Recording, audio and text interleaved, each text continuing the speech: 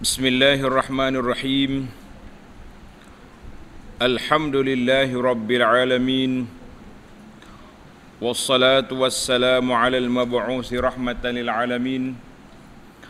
Nabiyyina wa habibina wa qudwatina Muhammad ibn Abdullah wa ala alihi wa sahbihi wa man walah, amma ba'du. Muslimin dan muslimat, para pelajar, para jemaah sekalian, Assalamualaikum warahmatullahi wabarakatuh. Alhamdulillah, pada hari ini 27 Sya'ban 1443 bersamaan dengan 30 Mac 2022. Kita teruskan pengajian kita dalam kitab Fathul Mu'in. Nama kitab ni Fathul Mu'in, syarah kepada Qurratul Ain. Syarah kepada Qurratul Ain. Tajuk perbincangan kita, tengok kitab yang warna putih, muka surat 148. Yang kulit hijau tu 157. 157, 148.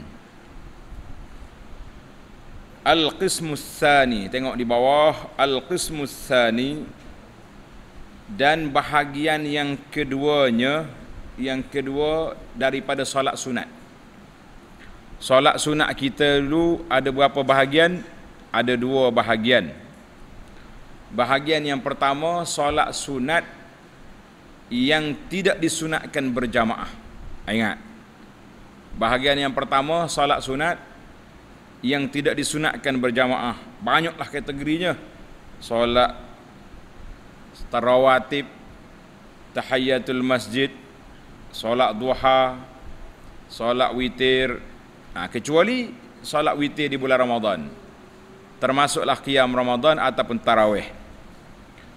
Solat tasbih, solat wudu, semua solat-solat itu tidak disunatkan berjamaah. Alhamdulillah, kita pindah kepada bahagian yang kedua dalam kitab Fathul Mu'in ini, Al-Qismus Tsani. Bahagian yang keduanya ialah solat sunat yang disunatkan berjamaah di dalamnya.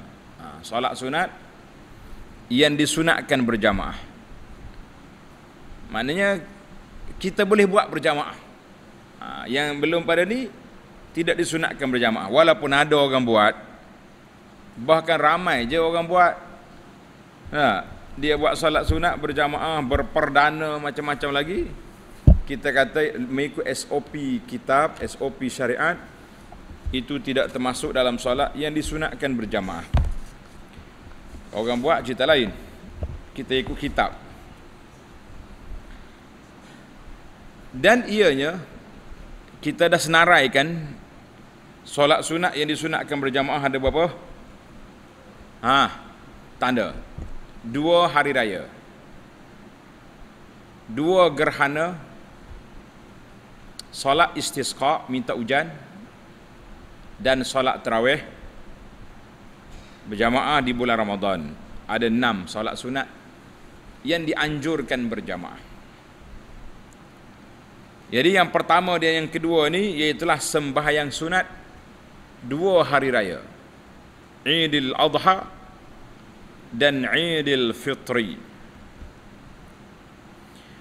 Kata Tuan Syekh, sembahyang 2 hari raya iaitulah hari raya akbar, hari raya yang besar. Hari apa? Hari raya haji. Raya haji, nama dia Haji Akbar, hari raya akbar. Kenapa? Tulis pelajar. Sebab Allah Ta'ala sebut dalam Al-Quran, Yaumul Hajjil Akbar, pada hari haji akbar. Ulama tafsir kata iaitulah Yaumun Nahri, hari raya korban. Itu nama dia, hari haji akbar.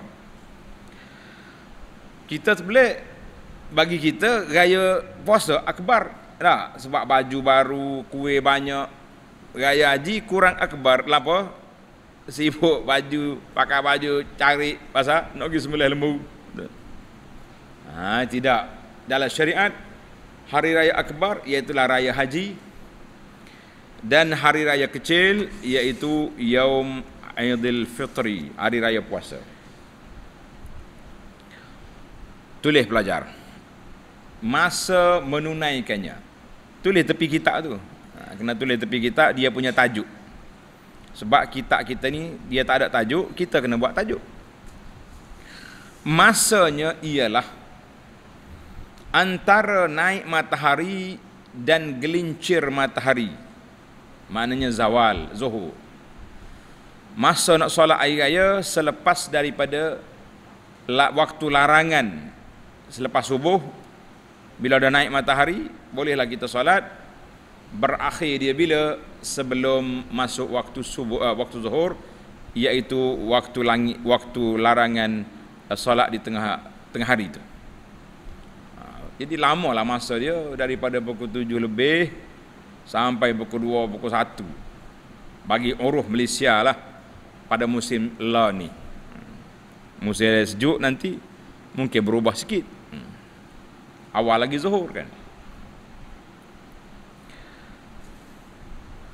Dan disunatkan bertakbir di dalam rakaat yang pertama dari 2 rakaat sembahyang 2 hari raya itu, walaupun ianya diqadakan,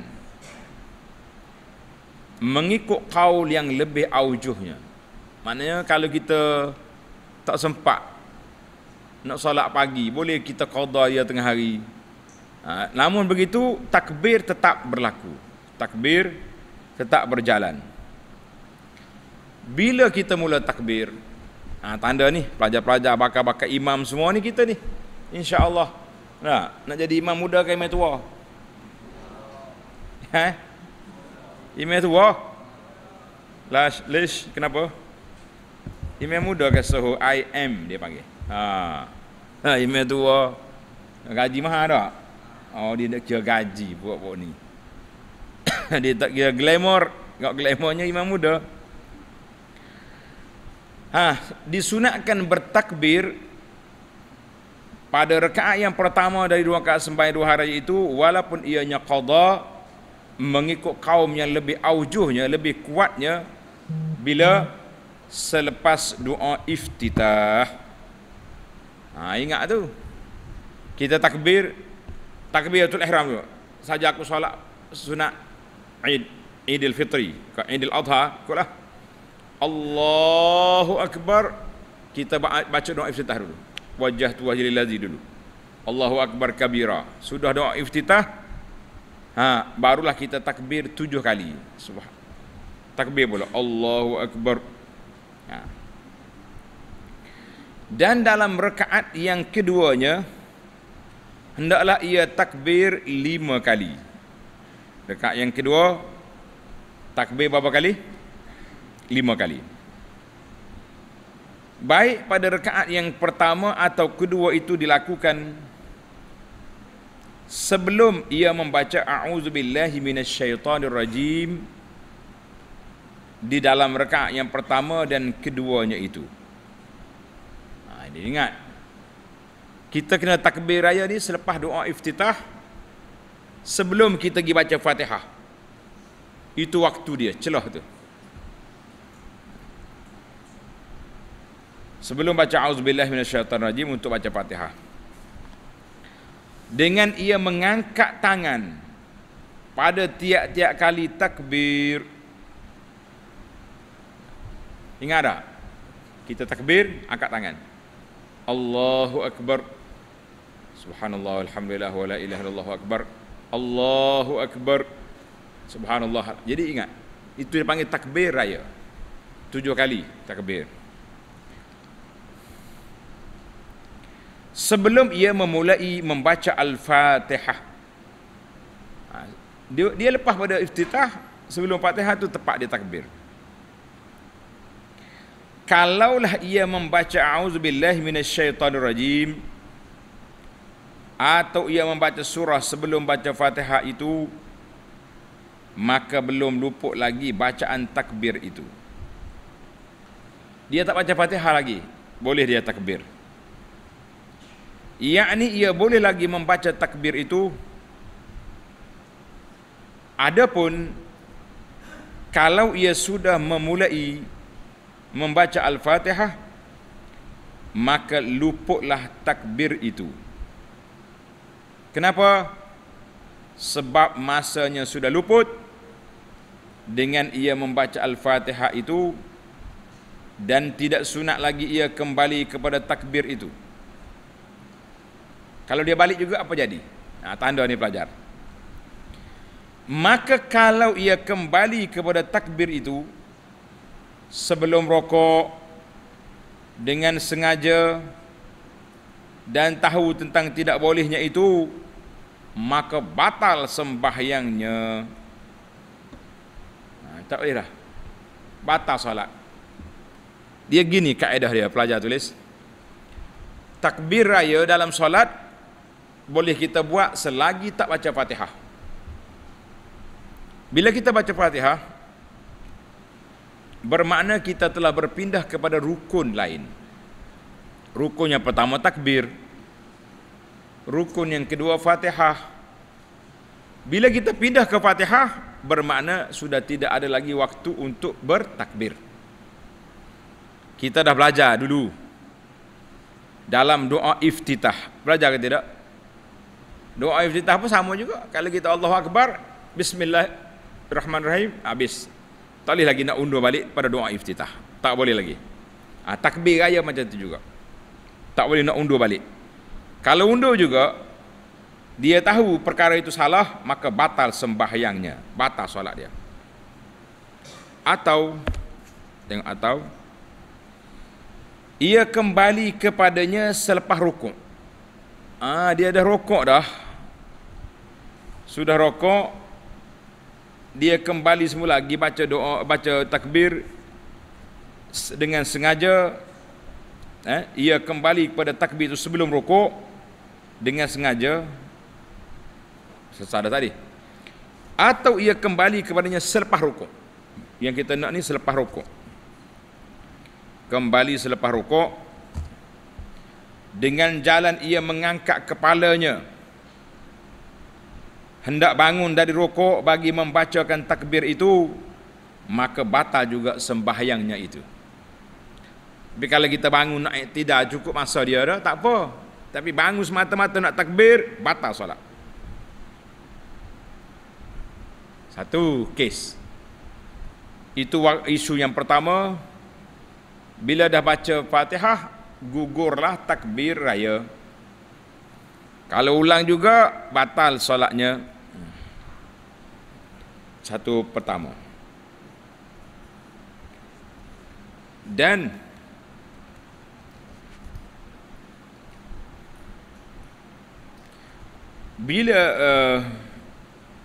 bila takbir yang sunat itu terluput pada rakaat yang pertama, ini masalah yang kedua tu leh. Masalah nombor dua, bila lupa yang pertama, gugur yang kedua. Kitab ni kata apa?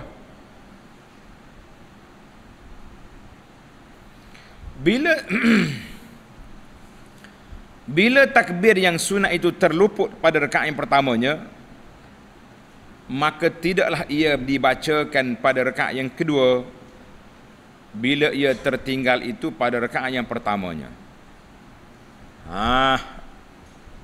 Pelajar boleh faham ke tidak tu? Faham? Maknanya kalau mu tak takbir rakaat yang pertama, gugur rakaat yang kedua.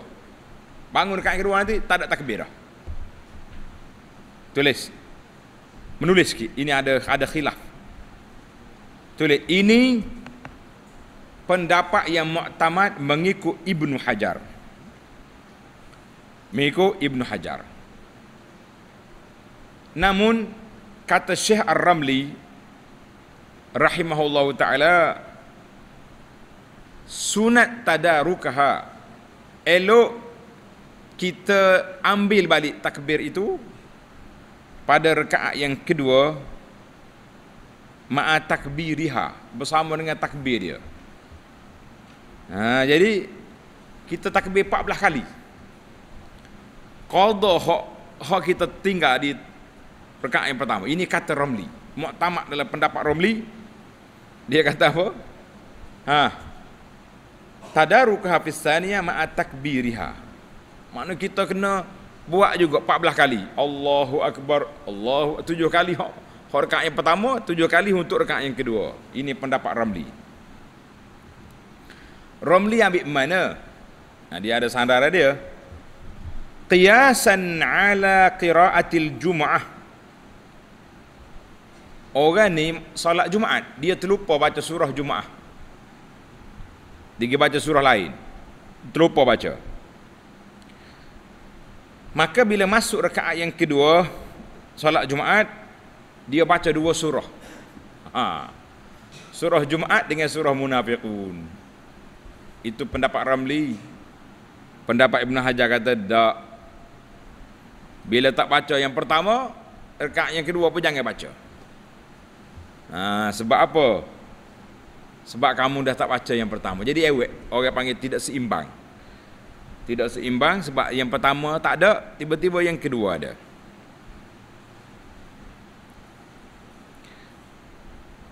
Tulis tepi kitab, tajuk baru, waktu takbir raya. Waktu bertakbir hari raya. Dan disunatkan membaca takbir, yakni bertakbir, pada malam 2 hari raya itu, yakni hari raya Korban dan hari raya puasa, dari mula masuk matahari, mana matahari terbenam, maghrib, pada malam hari raya itu, sampai kepada masa imam bertakbiratul ihram, bagi melakukan sembahyang sunat hari raya Idul Fitri. Tambah pelajar. Ini untuk Idul Fitri.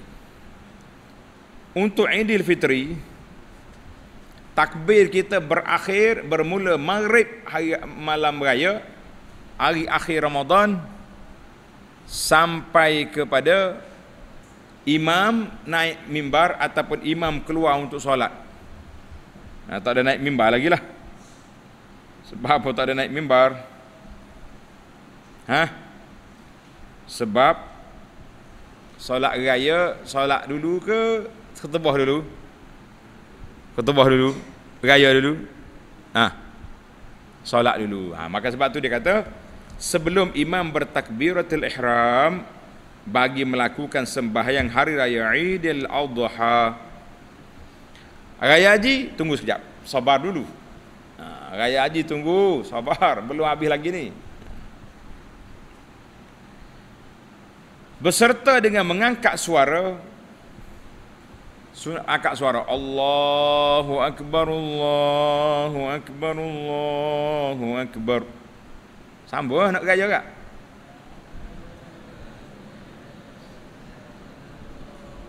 Weh, teriak dah dia. Ingatkan mak dalam nak raya tak? Siapa dia teriak? Tak. Mujadah. Baik. Ya.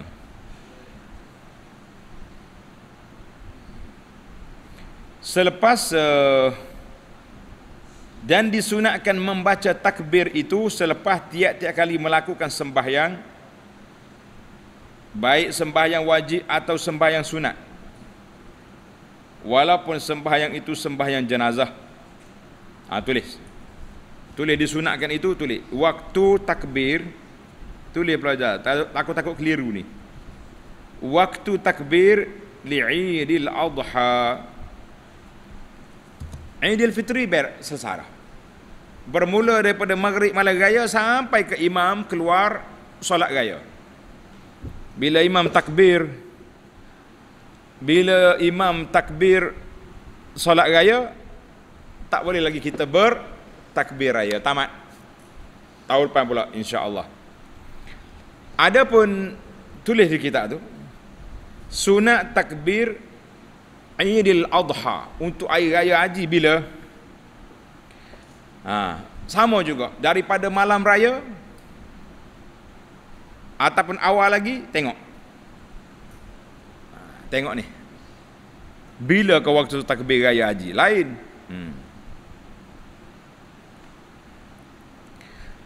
Dia panggil waktu takbir raya haji ada 2 takbir. Tulis ni pelajar. Satu dia panggil takbir mutlak. Takbir mutlak maknanya kita takbir je raya, Duk mana-mana pun kita takbir. Allahu Akbar, Allahu Akbar, Allahu Akbar. Sampai-sampai pergi jalan rumah orang, takbir. Duk atas kereta, takbir. Sudah makan kuih, takbir. Tapi satu lagi dia panggil takbir muqayyad. Muqayyad mana takbir yang terikat dengan waktu solat. Itu dia panggil takbir muqayyad.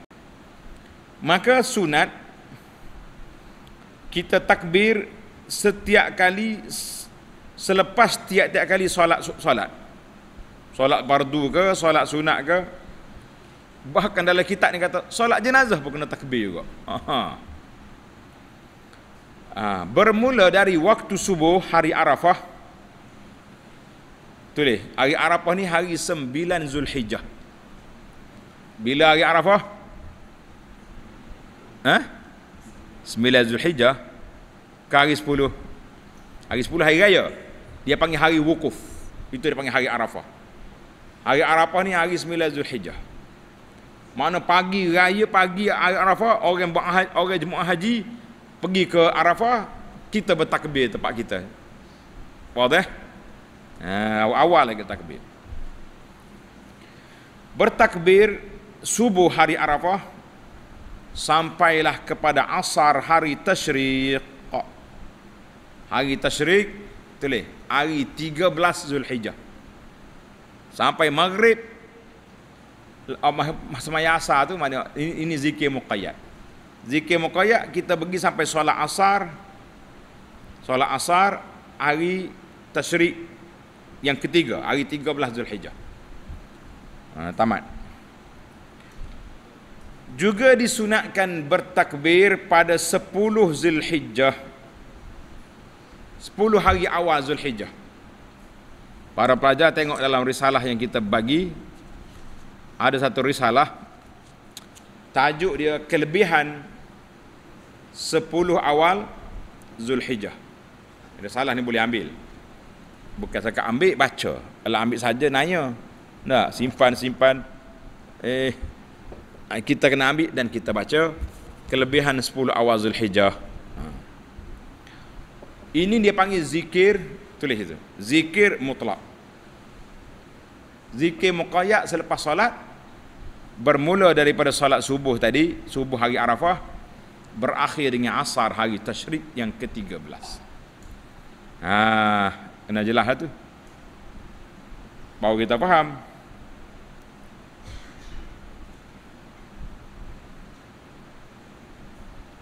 Juga pada 10 awal Zulhijjah. 10 awal Zulhijjah. Bila ia melihat sesuatu dari hayawan ternak, dari an'am, yakni jenis seperti lembu, kerbau, atau mendengar suaranya.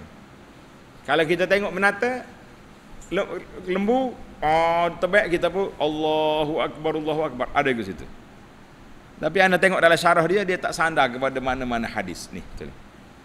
Wallahu alam, yang kita tahunya kita manusia tak terikat dengan hayawan. Tapi dah dia tulis dalam kitab Arab pun sama juga. Ini terjemahan. Dalam huraian tak ada huraian, dalam i'anatul talibin tak huraian apa. Dia kata bila tengok hayawan tadi, dia bunyi suara dia baik, kita pun takbir. Boleh jadi dia orang tu takbir juga. Wallahu alam. Kita pun tak berani nak cakap, sebab kalau tak ada benda tu tidak ada dalil yang jelas menunjukkan sedemikian. Baiklah para pelajar sekalian, itu kelebihan risalah kita, kelebihan 10 awal Zulhijjah. Kena ambil kertas tu, Baik. Tamatlah bab air raya. Dalam kitab Fathul Mu'in ni pendek-pendek huraian dia. Baik, kalau pelajar nak panjang, nak detail, nak penjelasan yang panjang, ada 2 tempat. Yang paling panjang, tulis itu. Syarah Abu Anas yang paling panjang dalam bab solat air raya, saya rujuk kepada syarah kita kitab Al-Mu'tamad bab solat 2 hari raya. Ada beberapa siri kita hurai di sana tentang waktu solat, cara nak solat, di mana ke tempat solat yang afdal. Kita solat di masjid ke, kita solat di padang.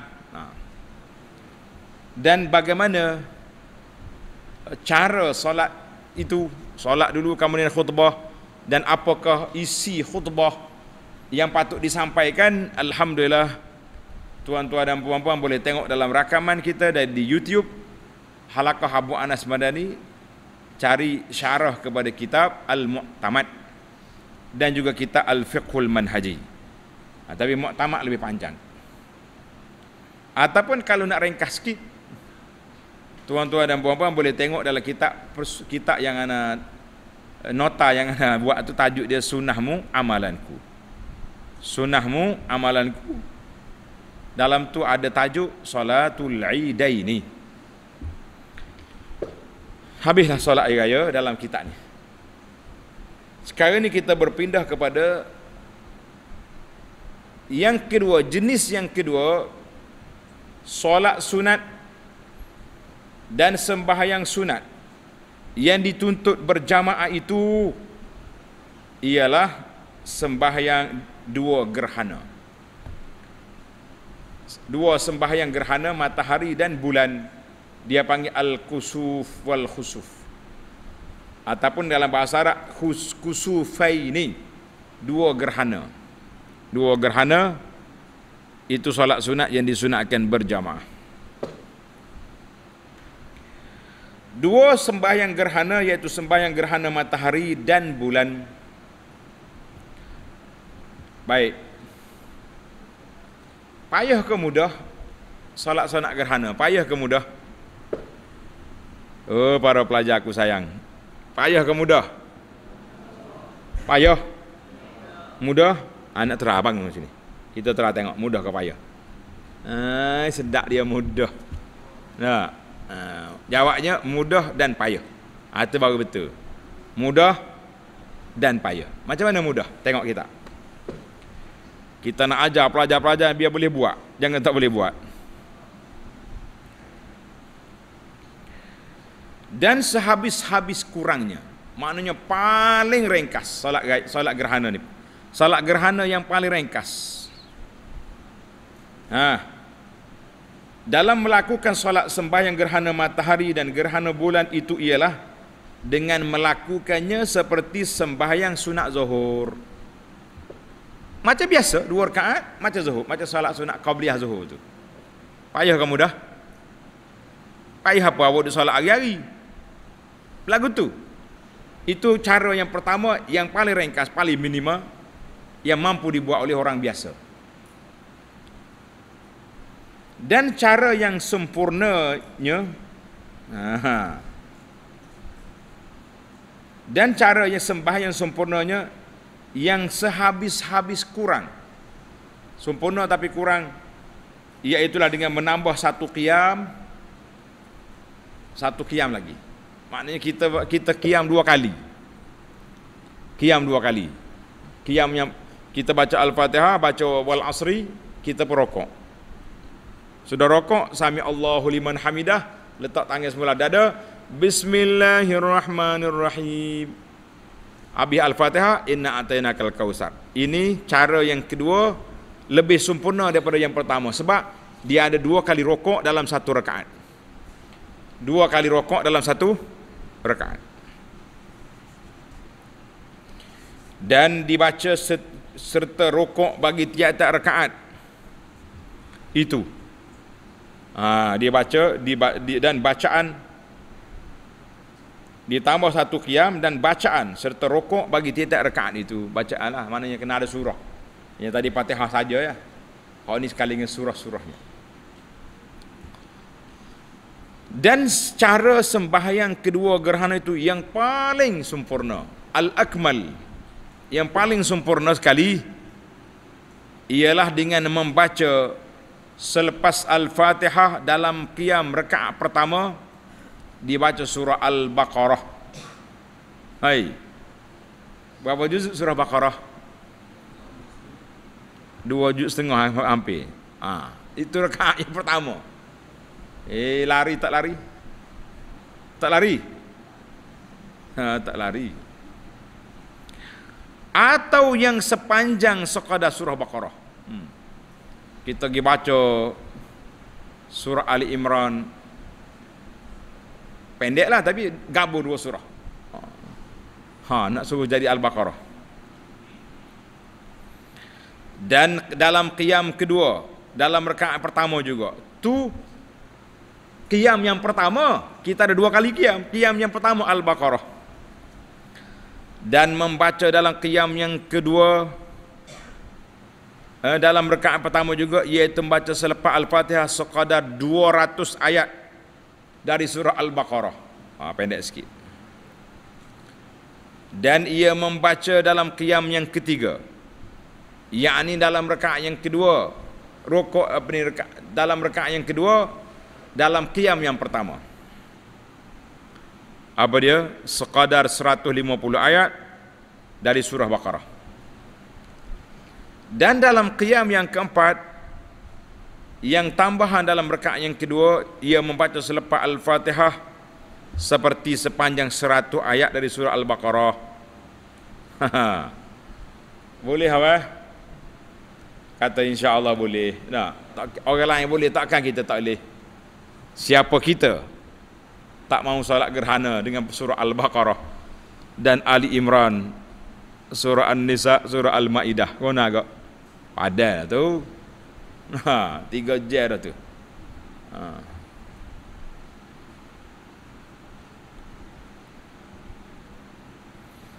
Kesimpulannya, dengar tu pelajar.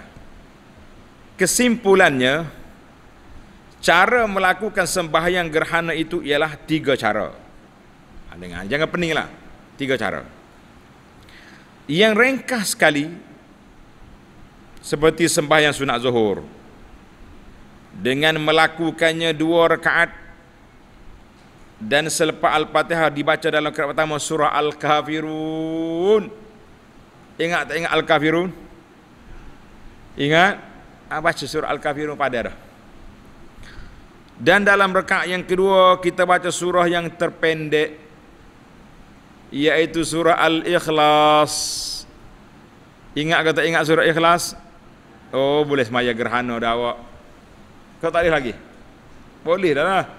Tak boleh apa, ingat belakang dah. Itu cara yang paling ringkas. Cara yang kedua, letak nombor gitu. Letak pagar ke di bawah, kita nampak, oh ni cara yang kedua. Cara yang kedua dilakukan 2 rakaat juga, hanya ditambah dalam rakaat pertama selepas Al-Fatihah dan surah, baca surah panjang lah, rukuk sekali. Kemudian bangkit lagi lalu membaca Al-Fatihah dan surah juga. Surah yang taklah panjang sangat, ada surah. Kemudian rukuk kembali. Demikianlah dalam rakaat kedua selepas Al-Fatihah dan surah, dia rukuk. Kemudian dia bangkit kepada qiyam dan membaca Al-Fatihah dan surah yang ringkas. Kemudian barulah ia rukuk kembali. Jadilah sembahyang itu dengan 4 Al-Fatihah. Dengan ni belajar. 4 kali Fatihah, 4 kali rukuk, qiyam, 4 kali rukuk, dan 4 bacaan surah. Itu cara yang paling sederhana yang kita mampu buat sekarang. Lebih kurang hak ni lah. Kaedah yang ketiga yang paling sempurna. Hak yang ketiga ni paling sempurna, hak paling comel sekali. Apa dia? Sama juga tadi. Qiyam yang pertama, kita baca doa iftitah, kemudian baca Al-Fatihah, kemudian baca surah Al-Baqarah selepas Al-Fatihah. Allahu Akbar. Surah yang paling besar dalam Quran surah apa? Surah yang besar, surah apa? Baqarah. Al-Fil. Fil makna apa? Gajah dengan Baqarah mana besar? Itu dia gurau. Dia kata surah yang besar dalam Quran Al-Fil. Yang paling semuk, yang paling kecil. Surah tu An-Namli. Namlu makna apa? Semut. Bolehlah awak teka-teka ialah mengatuk dak. Surah yang paling panjang barulah Al-Baqarah. Yang paling pendek Wal Asri, Inna A'tayna dan Izaja. Semua tu berapa ayat? 3 ayat. Pandai adalah tu orang panggil. Bahagian nak kelentung. Ke bahagian nak teka. Bahagian teka-teki, elok juga kita main dah. Allahu Akbar. Baik. Jadi kesimpulannya, kaedah yang paling sempurna sekali ialah dengan baca surah Al-Baqarah selepas Al-Fatihah dan seterusnya. Maknanya qiyam yang pertama Fatihah, kita perokok, i'tidal, masuk balik tangan, baca bismillah semula, Al-Fatihah balik, dan kita sambung surah Ali Imran. Maka jadilah dia tu dengan 4 Al-Fatihah, 4 bacaan surah, 4 kali qiyam, 4 kali rukuk. Cuma yang beza yang kedua, yang ketiga ni lama panjang bacaan dan lama dia punya berdiri, rukuk dan sujud. Kaifiat dia lebih kurang. Jadi kita ni nampaknya kita ambil yang paling sempurna ke yang sederhana sempurna? Yang sederhana tapi kalau kita tak pandai nak buat juga walaupun seorang diri, dengan kita solat 2 rakaat macam solat sunat biasa, niat gerhana sah, kata alhamdulillah. Ada keringanan di sini. Baik, tulis waktu solat gerhana. Waktu solat gerhana, tulis tepi kita tu tajuk. Ini penting, pelajar-pelajar, senang kita nak cari nanti.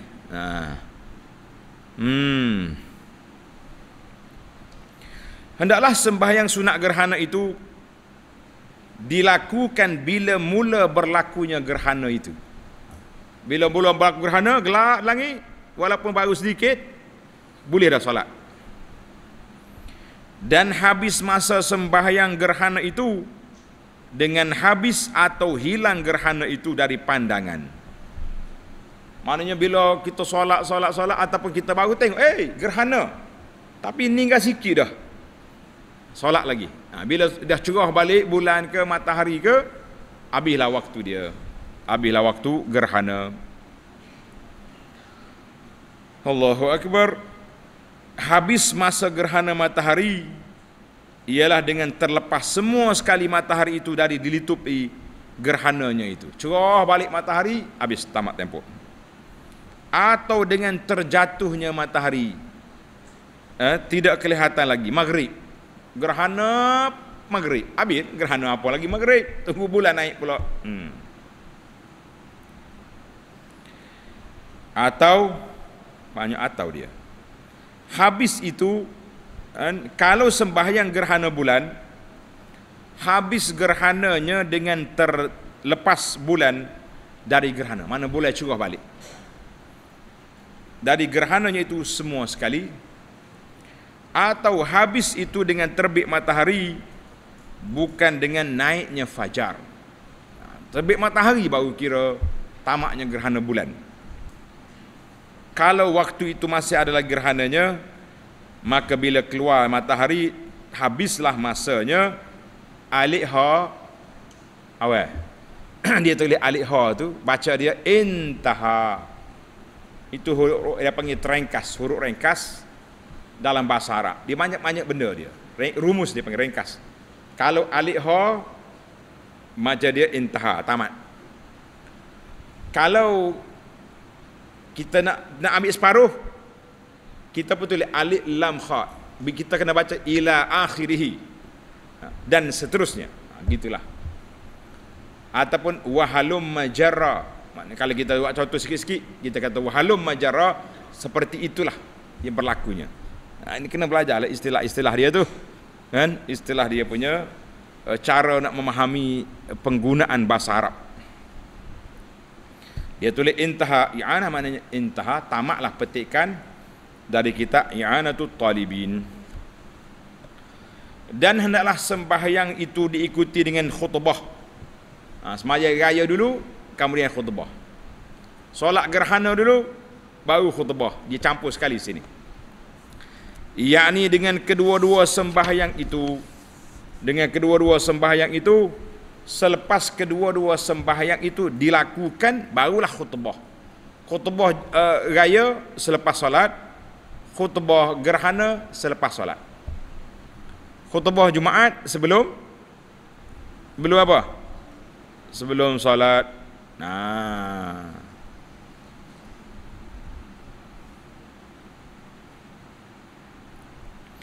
Iaitu disunatkan dibaca 2 khutbah selepas melakukan sembahyang 2 hari raya itu, iaitu hari raya puasa dan hari raya korban, sekalipun pada keesokan harinya mengikut apa yang zahirnya, iaitu misalnya ini boleh berlaku bila dipersaksikan anak bulan hari terdahulunya selepas jatuh matahari.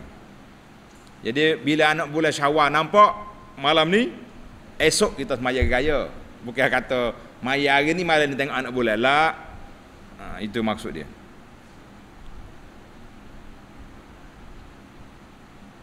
Maka hendaklah dilakukan sembahyang itu pada esoknya sebagai menunaikannya sebagaimana yang sudah disebutkan sebelum ini, alaiha al-i'anah. Samalah tu bacaan dia. Dan demikian juga dengan sembahyang 2 gerhana itu, yakni gerhana matahari dan gerhana bulan, waktu dianya setelah solat, barulah kita khutbah. Dan bila berkhutbah, dalam khutbah pertama dari 2 khutbah hari raya itu, khutbah raya dulu, dia campur ni, jangan keliru pelajar. Dalam khutbah hari raya, bukan dalam khutbah gerhana, hendaklah dimulai dengan 9 takbir. Allahu Akbar. Kita kena hitung tangan kita. Allahu Akbar. Allahu Akbar. 10 tangan bergetukak. Nah, Allahu Akbar. 9 kali. Dan dalam khutbah yang kedua hendaklah dimulai dengan 7 takbir yang berturut-turut semuanya. Dalam khutbah yang tadi 7, 5. Tapi dalam solat jangan bertukar. Faham apa? Kau faham ustaz? Faham siapa? Faham awal? Faham awal tak apa. Setengah budak ni ya, faham? Faham ustaz? Siapa faham? Ustaz faham, dia tak faham. Terkelik duk penipai. Kita nak faham awang. Awang nak faham macam mana orang mengajar dia duk buah. Awal tua ke awal muda ke. Awang di Alemanya pun buah juga. Tak? Duk buah, duk tulis macam-macam di bawah tu. Itu dia panggil buah Alemanya. Jangan. Tulis hak kita belajar tak apa, jangan tulis buah-bualan tak ada. Macam-macam orang ni tak. Dia buah pun ada. Hak berjual pun ada belaka. Allahul musta'an. Kita kata itulah. Majlis ilmu ni hormat majlis ilmu. Jangan duduk main macam-macam situ. Baik. Dan seigianya ia memisahkan antara 2 khutbah itu dengan takbir. Mana duduk, takbir pula. Dan hendaklah ia memperbanyakkan takbir lagi dalam antara celah-celah khutbah itu sendiri. Mana kita tengah khutbah tak? Macam kalau hari Jumaat ni, para sidang jemaah, sidang Jumaat yang dihormati sekalian. Tapi dalam raya kita banyak takbir. Allahu Akbar, Allahu Akbar, Allahu Akbar, walillahil hamd. Para jemaah sekalian, kita itu cara gaya dia. Pelajar-pelajar yang berlatih khutbah ni kena tengok. Tengok gaya kita hari Jumaat tu. Tengok tak tengok? Barulah orang tak tidur. Ni main kita buat Ittaqullah. Mana agak-agak bunyi hak belakang. Iyalah tu email kerah lalu. Khatib mesti bersemangat. Para jemaah sekalian, solatlah dengan sempurna. Lakukan solat sunat selepas solat. Jangan main. Baru orang panggil semangat. Nabi SAW bila dia berkhutbah, ka'annahu munziru jaishan. Seolah-olah dia sedang bercakap dengan tentera. Ihmarra wajhu, merah muka dia. Semangat Nabi kita. Tapi waktu dia nasihat lain. Waktu khutbah. Khutbah ni dia ada cara dia sendiri. Tak boleh kita lembek-lembek naik. Ittaqullah, tuan-tuan dan puan-puan, dengarlah khutbah saya, tidur dah jawab dia orang. Kita kena semangat. Ittaqullah. Baru orang dengar, oh, Tok Imam Bekir hari ni. Nak dengar nak kata apa tu? Jadi buka telinga, buka mata. Kenal? Tengok ni. Ini dalam sebuah raya kita kena selang-seli dengan takbir. Takbir. Demikian dikatakan oleh Allama As-Subki, dan tidak disunatkan takbir khutbah ini bagi mereka yang hadir. Tengah Tok Imam duk takbir. Khatib duk khutbah ni, Allahu Akbar, Allah. Jadi makmum dengar khutbah tak payah respon. Allahu Akbar juga lah. Tunggu. Habis dah kita. Kita takbir tadi belum raya tadi. Ataupun kalau raya haji, takbir nanti lepas solat raya pula. Boleh kita takbir. Alhamdulillah. Tamatlah kita solat sunat Al-Kusufai ini, 2 gerhana sudah tamat. Habis macam mana nak faham, tak jelas lagi ni. Sekali lagi kita syorkan kepada para pelajar muslimin dan juga muslimat, saya rujuk kuliah Abu Anas dalam bab tajuk solat gerhana, syarah kita kepada kitab Al-Mu'tamad. Al-Mu'tamad itu paling panjang lah. Kalau nak tengok kitab lain pun boleh. Ada lagi kitab fiqh manhaji, kitab mestika hadis ada. Tapi yang panjangnya Al-Mu'tamad. Tamatlah kita perbincangan para pelajar sekalian dalam tajuk yang kita bincang hari ini, solat gerhana dan solat hari raya dan solat gerhana. InsyaAllah selesailah kita. Kita pun kata kepada pelajar selamat hari raya. InsyaAllah kita akan sambung lagi. Dan sembahyang istisqa, solat minta hujan, InsyaAllah dalam siri yang akan datang selepas hari raya. Subhanakallahumma wa bihamdika asyhadu an la ilaha illa anta astaghfiruka wa atubu ilaik. Wa sallallahu ala nabiyyina Muhammadin wa ala alihi wa sahbihi ajma'in walhamdulillahi rabbil alamin. Wassalamualaikum warahmatullahi wabarakatuh.